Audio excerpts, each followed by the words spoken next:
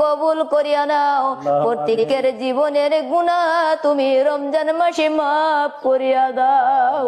ও মাওলায়ে কারীম, আমার দয়ার নবী বলেছে গো, যদি একটি মেয়ে লোকে হাত বাড়ায় আমার আল্লাহ সইতে পারে না, মেয়ে লোকের দোয়াটা কবুল করিয়া দেয়।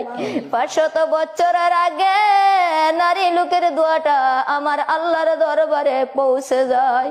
ও মাওলায়ে কারীম, খাতুন জান্নাত ফাতেমা জাহরা রাদিয়াল্লাহু তাআলা আনহা, তিনাদের বংশী হয়েও তোমার দরবারে হাত বাড়াইছি গো।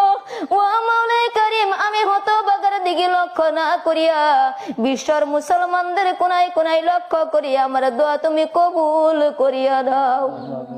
ও মাওলায়ে কারীম, কত মায়ের কত সন্তান প্রবাসী আছে গো, আব্বু আম্মাকে সাথে নিয়ে ইফতার করতে পারে না, এই পেটের জ্বালায়